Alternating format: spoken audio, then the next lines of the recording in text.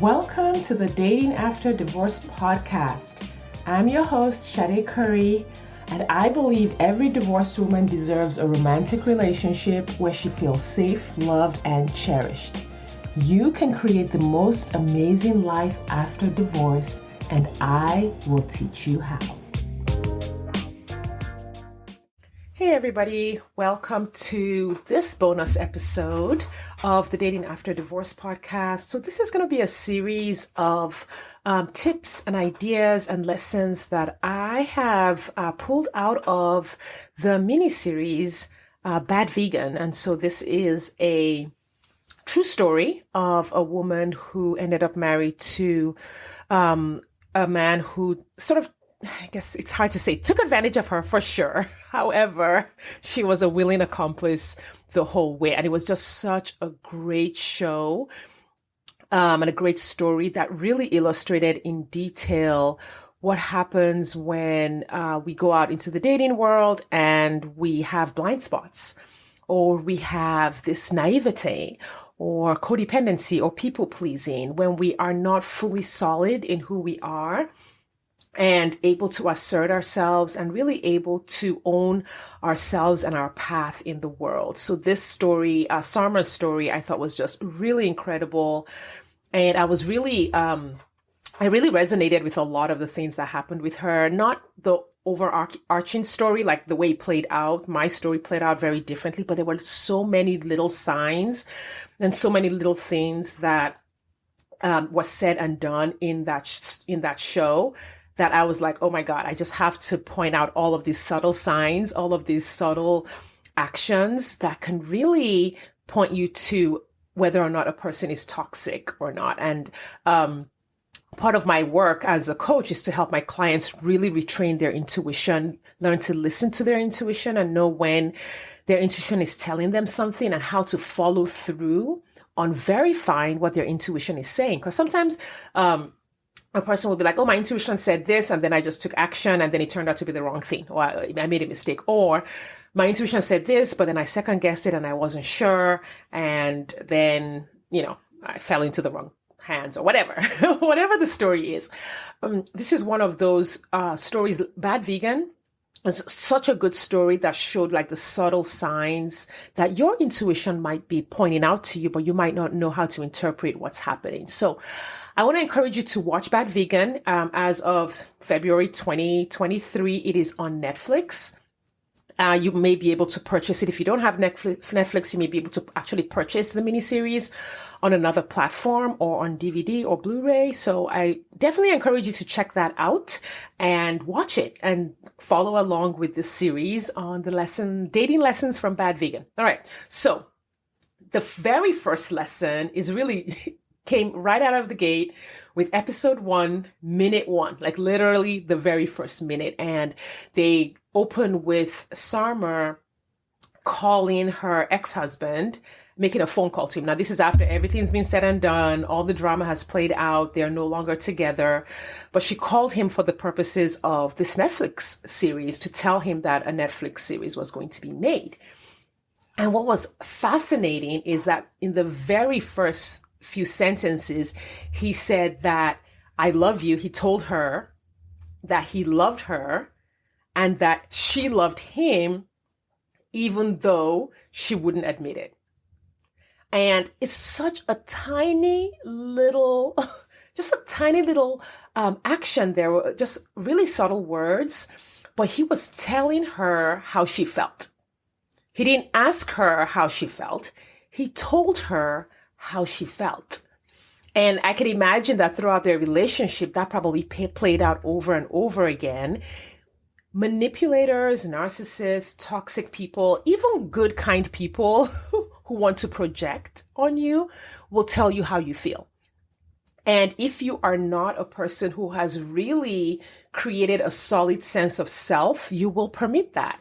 If you think back to when you were a kid, there are some parents who would tell their children how they felt. Like if you ever experienced a situation where you were crying over something and then you were invalidated, you were told there's nothing to cry about, or if you don't shut up, I'll give you something to cry about. Your feelings in that moment were invalidated.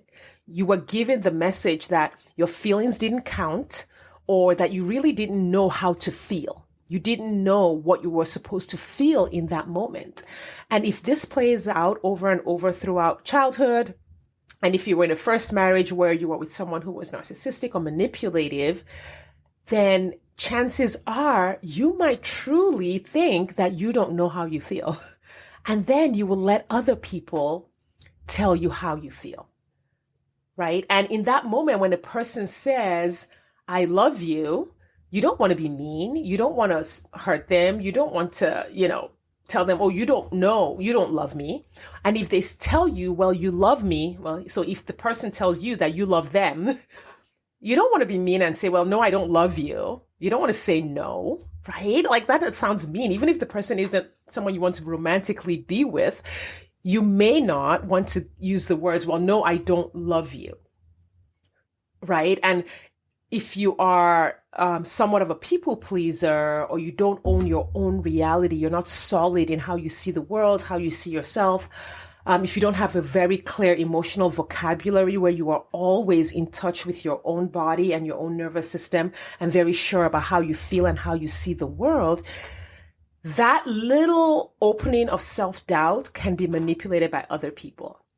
Right. So you might find yourself in a situation where someone would tell you, if you loved me, you would X, or if you leave me, I will hurt myself. Do you want to, see me hurt? It will be your fault if I hurt myself if you leave.